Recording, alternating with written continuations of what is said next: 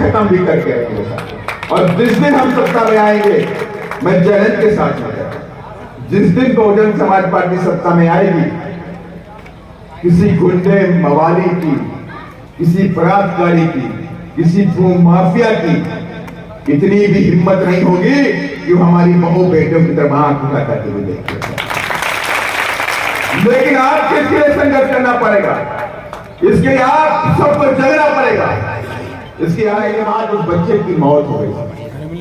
इस देश के अंदर ये देश 75वां आजादी का अमृत महोत्सव मना रहा है और उस देश के अंदर आज भी जातिवाद कायम है। तो मैं उन सरकारों से पूछना चाहता हूं जिन्होंने इस देश के अंदर लंबे समय तक काम किया, चाहे वो कांग्रेस की हो और चाहे वो भारतीय जनता पार्टी की सरकार, इन दोनों सरकारों से पूछना चाहता हूं, जब बाबा साहब के संविधान में आर्टिकल 15 लिखा हुआ है कि जाति धर्म और जन्म के स्थान पर कोई छुआछूत और भेदभाव नहीं होगा, तो क्यों हो रहा है इस देश के अंदर? इसके मतलब है इस देश में राज करने वाली सरकारों ने आज तक बाबा साहब के संविधान को पूरी तरह से लागू नहीं किया।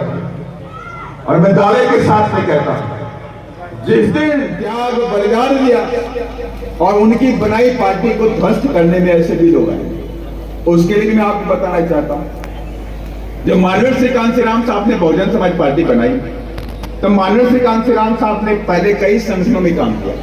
उधर आरपीआई में काम किया, महाराष्ट्र में काम किया। जो पुराने लोग बैठे हुए हैं, देखिए वो सारे लोग जानते हैं कि मानव साहब ने बहुत लंबे समय तक महाराष्ट्र में काम किया और महाराष्ट्र में काम करने के बाद उत्तर प्रदेश में आके 14 अप्रैल 1984 को बहुजन समाज पार्टी बना दी और कहा कि बहुजन समाज पार्टी जो बनाई है इसका एक उद्देश्य होगा, इस देश के अंदर सामाजिक परिवर्तन और आर्थिक मुक्ति का आंदोलन, ये हमारा उद्देश्य है, ये बहुजन समाज पार्टी का था।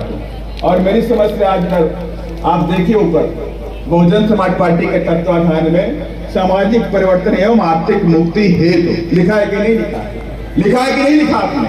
आज भी बहुजन समाज पार्टी अपने उसी उद्देश्य पर चल करके इस देश के अंदर सामाजिक परिवर्तन करना चाहती है और आर्थिक मुक्ति का आंदोलन चलाना चाहती है।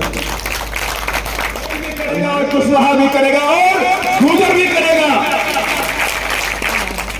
तब जाके बाबा साहब के सम्मान और बाबा साहब का जो सपना था इस देश की पार्लियामेंट पे कब्जा करना है, तब जाकर के आप कब्जा कर पाओगे जब आप सब लोग मिलकर के एक हो जाओगे, तब जाके बात बनने वाली है। और नारा लगा दीजिएगा, इस बार 2023 में नारा लगा दीजिए कि वोट हमारा राज तुम्हारा, वोट हमारा राज तुम्हारा। आप हमारे अधिकार को देना नहीं चाहते, आप हमारी शिक्षा को खत्म करना चाहते, आप नहीं बनाएंगे। आप गडरिया का बेटा, कुशवाहा का बेटा, कुर्मी का बेटा, गुर्जर का बेटा बन करके राजा बैठेगा, बाकी कोई और नहीं बैठने वाले साथियों। दलितों के बच्चे राजा बनेंगे और इसकी सारी व्यवस्था बाबा साहब डॉक्टर भीमराव अम्बेडकर के नाम संविधान में लिख करके हमको सबको दिया। और वाकई मान लीजिए आप लोग कि बाबा साहब ने जो रास्ते हमको दिए, शिक्षित बनो, संघर्ष करो और संगठित रहो, ये 3 बातों में बाबा साहब ने बड़ी बात कही। कहा मेरे बहुजन समाज के बच्चों, आपको शिक्षित बनना पड़ेगा। अगर आपके घर में 2 वक्त की रोटी है तो 1 वक्त की रोटी खाना, लेकिन अपने बच्चों को शिक्षित जरूर कर देना, क्योंकि शिक्षा वो शेरनी का दूध है जो पिएगा वो दहाड़ेगा। और दूसरी बात बाबा साहब ने कहा, संघर्ष करो मेरे बच्चों। बहुजनों का जीवन ही संघर्ष है और संघर्ष ही हमारा जीवन है, हमें तब तक संघर्ष करते रहना है। इनके बच्चों का मान सम्मान कैसे सुरक्षित होगा? बाबा साहब डॉक्टर अम्बेडकर, हम सारे पिछड़े समाज के भाई लोग आपसे रिक्वेस्ट करते हैं कि आप हमारे बच्चों के भविष्य के लिए कोई ना कोई बात आप इस संविधान में लिख कर दे दीजिए, ताकि मेरे बच्चे भी इसी देश के अंदर मान सम्मान के साथ में रहें। ये पिछड़े समाज के लोगों ने बाबा साहब से विनती की और तब बाबा साहब डॉक्टर अम्बेडकर ने कहा कि मैं आपसे ये नहीं कहता कि आप सभी लोग दलितों के साथ में रोटी और बेटी का रिश्ता, लेकिन आपकी राजनीतिक सोच एक होनी चाहिए। अगर आपकी जो राजनीतिक सोच एक हो गई, उसी दिन आप लोग इस देश के राजा बन जाओगे।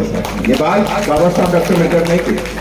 और उसके बाद बाबा साहब डॉक्टर अम्बेडकर दिल्ली पहुंचे, और दिल्ली पहुंचने के बाद बाबा साहब डॉक्टर अम्बेडकर ने सबसे पहले आर्टिकल 340 इसी किताब में, इसी संविधान में पिछड़ों के बच्चों का हक लिख करके दे दिया था।